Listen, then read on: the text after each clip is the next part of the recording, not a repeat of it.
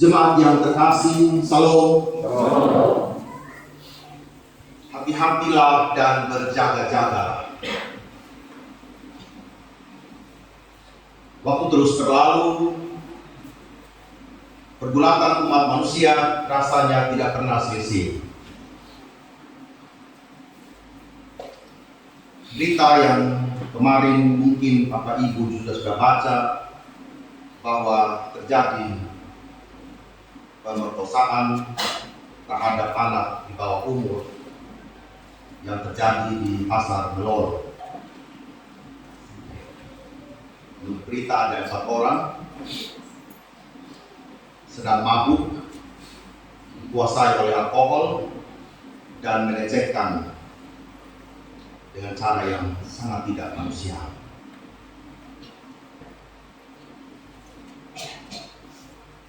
Kesadaran ini ada pada titik bahwa sekitar kita sedang tidak baik-baik saja. Bahwa usia kerentanan, entah itu anak-anak, para difabel, orang tua lansia, bahkan lingkungan yang rusak di sekitar kita menjadi hal-hal yang rentan kalau kita tidak mampu untuk menjaga itu, apalagi menyangkut kehidupan keluarga kita. Bahwa sesuatu yang rusak dalam sebuah komunitas, entah itu keluarga, masyarakat, bahkan pemerintah, selalu dimulai dari keberadaan diri sendiri. Bahwa kita lalai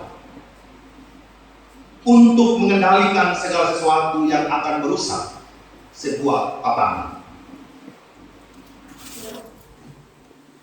Kita merasa mungkin hal yang kita buat itu kecil,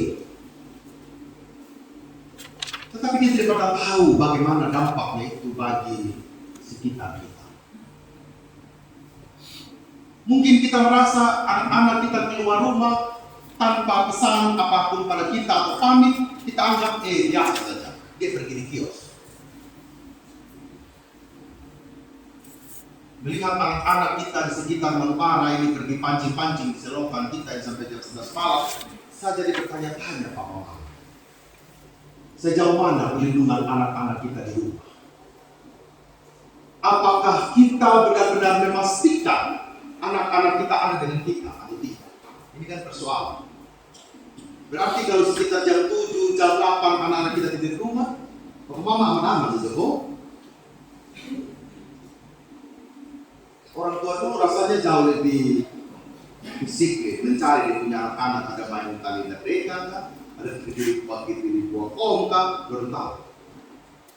Tapi sekarang ini kesadaran untuk menjaga generasi kita, menjaga apa yang Tuhan percayakan, rasa-rasanya mungkin semakin menurun atau tidak ada sama sekali. Sehingga kita jangan kaget kemudian tiba-tiba ada orang lain yang memang predator seksual, kejahatan di sekitar kita ini memang begitu meningkat dan mereka ada di sana. Setiap PA, saya selalu mengingatkan anak-anak itu ada di PA, mau usia berapa? Ya, karena apa? Kalau kita kasih tinggal tidak apa orang dimain begitu, ya. Kita jangan bilang mereka belum punya perkembangan iman, Bapak Mama. Jelas, perkembangan iman itu dari kandungan. Tidak ada perkembangan iman yang terjadi saat dia sudah SMP, SMA, tidak ada cerita. Yang namanya perkembangan iman itu Bapak Ibu itu dari dalam kandungan. Nur Bulan itu para ahli sudah memastikan, dia belajar tentang cinta kasih, dia belajar tentang kasih sayang, dia tahu Bapak Mamanya bangga atau tidak, kandungan dia tahu. Karena apa? Mamanya ada perasaan. Dia tidak ada di tempat yang benda mati, yang sincalah tinjak, Bapak-Bapak dia ada di sana. Bahwa tidak gampang. Bagaimana dengan kehidupan spiritualitas kita? Apakah seperti pada ayat yang ke-37 atau 36 itu, jangan sampai kamu didapatinya sedang tidur. spiritualitas yang sedang tertidur, spiritualitas yang cuek, apatis, malas tahu, tidak peduli dan segala macam. Dan itu bisa terjadi dalam kehidupan iman kita. Bisa terjadi dalam kehidupan sosial kita, bisa terjadi dalam kehidupan fisik kita, bisa terjadi dalam kehidupan mental kita, bisa terjadi dalam kehidupan sosial kita. Misalnya begini, Bapak-Bapak. Kita tahu bahwa bekerja itu penting, tetapi kita abaikan. Bangun pagi, tidak perlu saya kerja. Yang penting malam saya nongkrong dengan sebagai teman-teman, saya lingkar, saya minum mabuk, beres sudah hidup. Kita tahu bahwa kita butuh makan dan butuh minum, anak-anak kita butuh sekolah, butuh pendidikan dan segala macam. Dan itu harus membangunkan visi kita yang mungkin enggan untuk kita beraktivitas. Hari Minggu adalah penting buat saya untuk ke gereja, tetapi visi kita tertidur secara fisik. Mata mengantuk. Ya bagaimana tidak mengantuk kalau kita mete sampai jam 3 pagi? Ya kita mau pergi gereja, buyar sudah semua. Tapi kelelahan-kelelahan fisik ini, Bapak Mama, kadang-kadang kita anggap itu sebagai hal yang biasa, yang berakibat pada kesehatan mental kita. Kesehatan mental kita juga tertidur, Bapak Mama. Kita pikir bahwa dengan menyimpan dendam kepada orang lain menyelesaikan saya punya persoalan, sehingga kita simpan itu dendam. Padahal dia sedang menidurkan kita punya kehidupan mental itu tidak bangun. Dan kalau sudah posisi enak, Bapak Mama pasti nikmat toh, tidur enak. Tadi dia mau tegur sama saya tegur sama dia biar dia malu di depan umum, gitu kan? Itu enggak. Kita anggap kita mempermalukan orang itu karena tegur kita tidak balas toh. Kita anggap koras. Padahal itu yang koras dia kita yang rasa Bapak. Kita yang sedang mati rasa dan mentalnya kita sedang diserang oleh diri kita sendiri. Kita pikir sakit hati yang orang lain buat kepada kita dan kita tidak menyembuhkan itu, akhirnya kita katakan, ya mau bagaimana lagi? Ya sudah, kita punya dendam sampai kita mati. Kalau asal lagi pengampunan, karena sama saja hari ini saya kasih ampun, tahun depan dia buat lagi, ya kan Tuhan bilang yang namanya maaf itu, pengampunan itu berapa kali berapa, Bapak Mama? Ada dan sama dengan tidak. Jadi jangan itu, apa terasa buat sendiri, tidak ada apa. Tidak ada sama dengan. Kecuali Tuhan bilang 70 kali 70 sama dengan, berarti itu ada batasnya. Tapi tidak ada di dunia batas, makanya Bapak Mama kalau maaf itu setiap hari sudah kita maaf, sudah begitu sudah kita. Tapi kita suka menyimpan dan akhirnya apa? Mental kita tertidur. Ya. Negatif thinking terhadap orang itu muncul terus.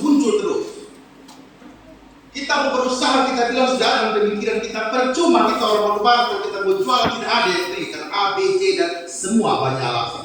Dan itu kita anggap sebuah kebenaran. Padahal hal-hal itulah yang menidurkan kehidupan mental kita.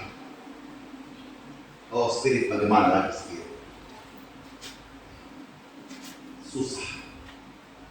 Mau diajak pelayanan, nanti saja papen. Nah, setiap soal pelayanan, saya punya istri ini HPU jalan terus. Tapi kalau buat FB Pro, ceria dua-dua suami istri. Iya kan? Nah, kalau buat FB Pro, orang lebih mesra dari Putin dan Pas Harto, gitu ya. Nah, tapi kenapa juga tidak mesra mama tahanan, mari kita ke gereja. Buat konten itu loh maksud saya. Sama buat juga kira mama ingat ada tadi tangannya bagaimana? Nanti ada jadi kursi bagaimana gitu kan? Kenapa sih nggak buat konten mari kita ke gereja? Yuk gitu kan? Buat konten spiritnya ada. Jadi memang spiritnya FB Pro begitu kan? Tapi kenapa tidak semangat datang ke gereja, datang melayani, datang persekutuan?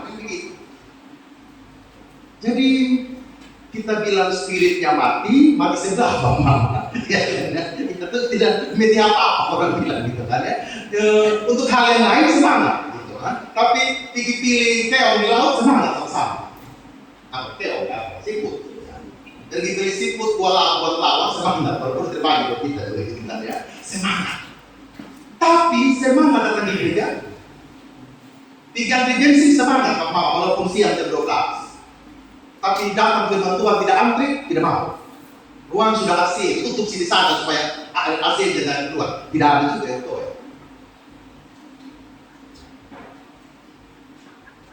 Jadi saya juga bertanya-tanya, jangan-jangan saya sebagai pelayan juga yang sudah mati spiritual, sudah mati rasa juga, saya juga berpikir apa?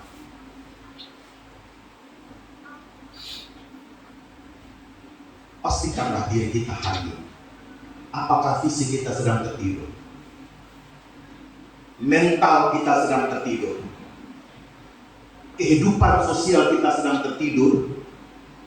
Spiritual kita sedang tertidur atau seperti apa? Kita tidak sedang berada di sebuah ruang yang namanya hati-hati dan berjaga-jaga. Rapim anak kemarin, saya tegas sekali. Buat semua para pelayan segala macam.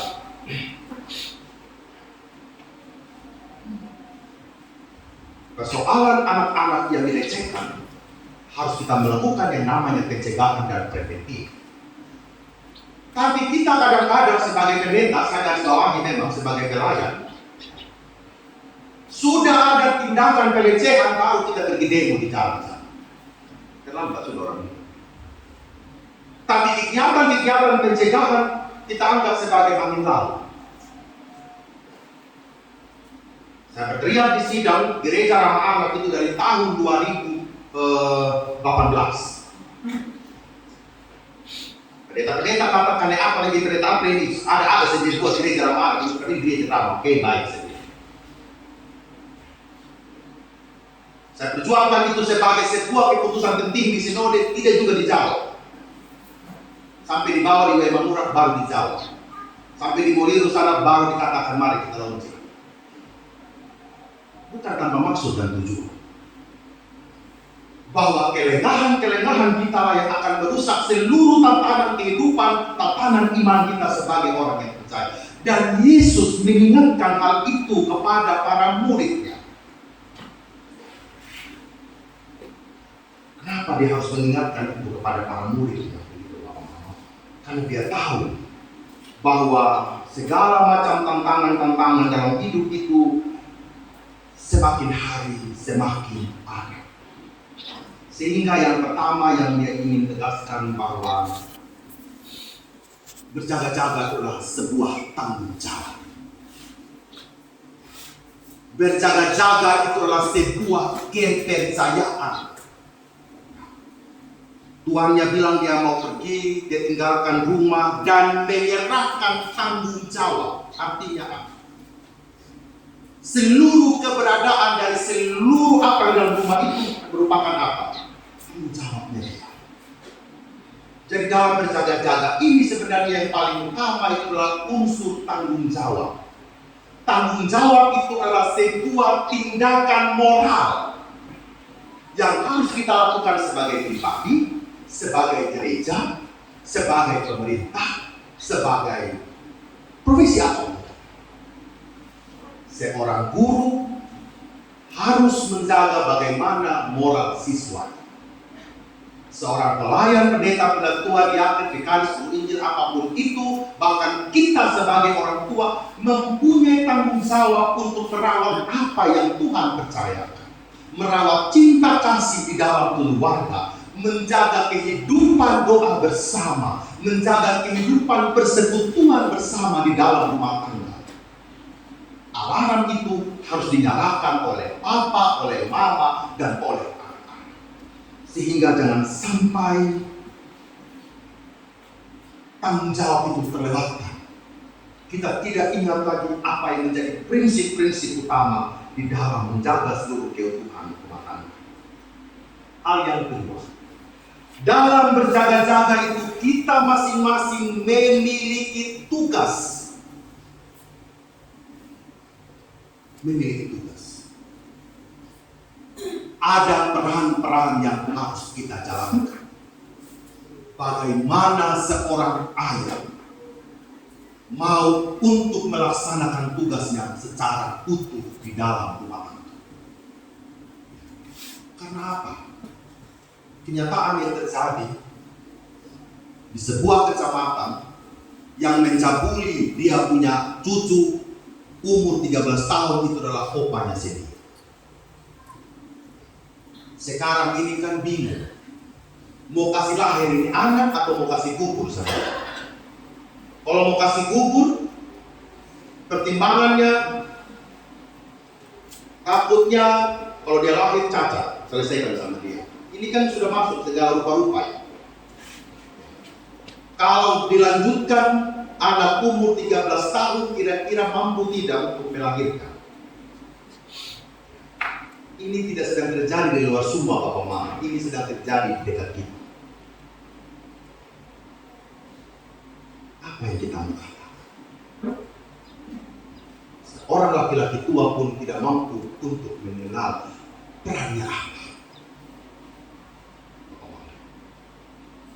Hari ini, kalau kita pun membuat retreat kaum bapak, bagaimana bukan karena kita terlalu kurang tidak kesibukan, tidak. Sebuah ajakan kepada bapak-bapak sekalian, sejenak kita mau merenungkan apa yang menjadi tanggung jawab. Bukan berarti bapak-bapak tidak mengenal tanggung jawab.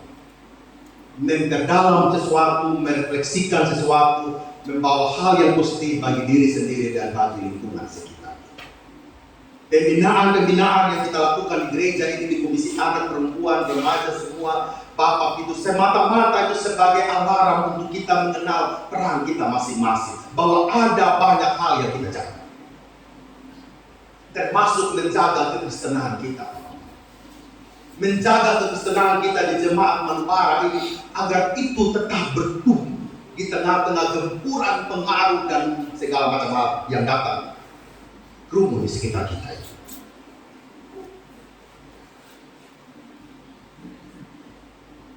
Bapak Mama, kita berencana dalam Paskah menjalankan jalan kemenangan salib. Berharap hari Kamis ini jam 6 kita semua komisi jemaat yang terpanggil untuk kita membuat acara jalan kemenangan salib. Kalau dulu kita bilang jalan salib ya, tapi tahun ini kita mau ganti dengan jalan kemenangan salib. Kami berharap pertalian intergenerasi ini dari anak, remaja, pemuda, lansia, mungkin lansia juga pemain, tidak harus main semua. Bapak, Ibu, kita ingin menyatakan sebuah tali yang harus kita ikat. Jangan buat celah. Buat apapun, sepakat Pak Mama ya. Kita tidak sedang membuka celah untuk pengaruh apapun juga dalam ranah berjaga-jaga dan berhati-hati. Anak, remaja, pemuda, bapak, ibu sampai lansia ini sedang memiliki tanggung jawab yang tidak mudah bagi kekristenan. Menjaga kekristenan di kota Waingapu ini, bapak mama ini bukanlah perkara yang mudah. Kalau situasi kita mungkin ada di Kananga, di Nupakan mungkin bisa slow-slow saja begitu. Tetapi rasa-rasanya di kota Waingapu ini kita harus memang terbangun, kita punya iman. Tidak bisa kita tertidur dan katakan, sama saya Pak Pendeta, kita buat tidak buat juga kita sudah tertindas. Ya. Survei, data, valid, pertumbuhan kita itu hanya 2%, Pak Ma. Pertumbuhan sebelah ini yang datang dari penjuru dunia selain kawin-mawin dan kedatangan itu 5%. Ini data valid Pak Omang, bukan data yang tidak disurvei. Artinya saya tidak ngomong tentang kuantitas.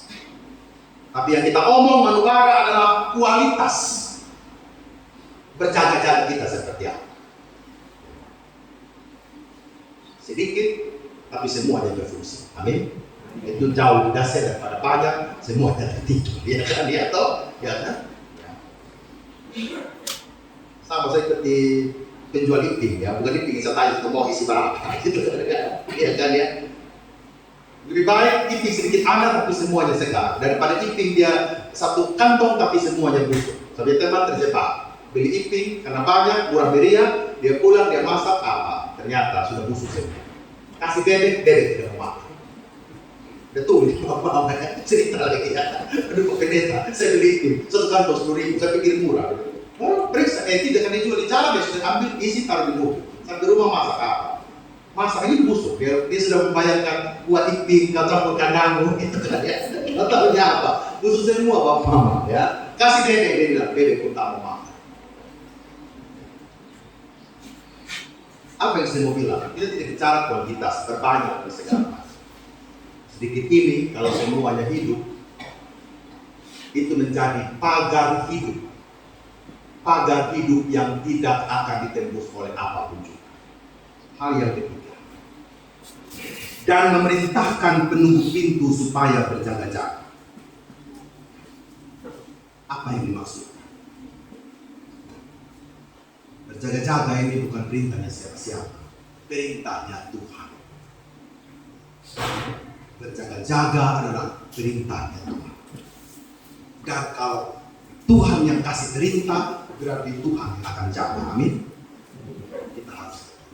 Kalau Tuhan memberi perintah sama Bapak Ibu kerja di kantor dengan segala macam tekanan di sana, kerja. Itu Tuhan yang suruh. Kalau Papa Mama kerja sebagai tukang, itu Tuhan yang suruh. Jangan bilang Pak Pendeta, saya ini hanya tukang. Saya ini hanya nelayan. Tidak ada yang hanya-hanya. Kalau semua kita kerjakan dengan penuh cinta, saya pikir berkat itu jauh melebihi dari apa yang sebenarnya Tuhan. Apa yang kita terima sebenarnya. Kalau kita kerja dengan penuh cinta. Yang bilang saya jual ini, kacang saya jual ini, jual ini. Tidak bisa kita remehkan juga sih begitu ya. Karena waktu berkat, masa lihat ini Mama sudah boleh cucu kembali itu dijual kan. Gitu kan. Saya bisa buat cucu saja. Saya bisa begini. Ya gimana kalau Mama ya, kalau kita renungkan begitu ya. Percaya tidak kalau itu hanya tukar talenta dari Tuhan. Itu dulu. Percaya tidak itu sebenarnya adalah berkat yang Tuhan mau taruh, tapi kita remehkan. Itu maksud saya. Saya tukang cuci saja, terus ada masalah apa itu tukang cuci, ya kan? Masalahnya apa Mama? Tidak ada masalah toh? Yang menjadi masalah kalau kau tidak cuci pakaian orang yang kau kerja itu tidak bersih, itu masalah. Atau mungkin teman-teman pemusik, sangat pemusik saya pakai, jadi datang lambat aman. Tidak bisa gitu kan? Pokoknya buat terus ada gitu ya, aman sudah gitu kan? Jadi bisa. Kita ada sebagai pemusik, kantoria, majelis, pelayan CD, khotbah, tidak bisa diterima dari sana. Khotbah seperti pendeta, saya majelis, apa saja ada tugas, tidak ada kata mama, dia tidak bisa. Karena apa? Ya Tuhan yang sedang perintah sama kita. Siap untuk berjaga-jaga Bapak Mama? Siap. Ya. Saya harap nanti hari Kamis jam 6 sore kita ada di sini, kita nonton itu film The Passion of Christ. Setelah itu kita lagi perang, kita mau jadi Yudas kan? Saya jadi Yudas sudah apa? Sering dikhianati, sekali-sekali dikhianati. Ini juga ya. Kita datang nonton, semua kita komper-komper main drama, bapak-bapak ibu di jemaat Mokoro juga main drama, sekali-sekali main drama Mokoro gitu ya. Nanti lihat Mokoro jadi Tuhan Yesus, kita lihat gitu kan ya. Gitu kan ya. Sekali kalau Adi jadi Tuhan Yesus bisa juga, atau jadi Yudas kemarin bisa cocok kan ya. Gitu kan ya. Atau memilih jadi Yudas, itu lebih menantang gitu kan ya. Kasih kumis sama memilih gitu kan ya. Nah, oke, kita datang semua, kita main drama, Papa Sabarua juga mau jadi Pilatus berapa Pak? Pak baju kekesalan gitu ya. Untuk kita dalam kemenangan saling sekitar Malbang, supaya benar-benar di Malbang pada gereja. Sampai hari ini Bapak Mas selalu dipanggil Pak Dokter Bapak. Itu kan, setelah saya tenar gitu kan, sebagai pendeta Manupara. Sampai ada yang bertanya, Manupara pada gereja ya? Ya bukan mau tenar begitu ya. Yang lebih daripada itu maknanya adalah bahwa jejak-jejak Kristus itu harus kita bangun di Manupara. Amin. Itu yang paling utama. Tuhan memberkati saya Bapak Mama dalam hidup kita. Amin.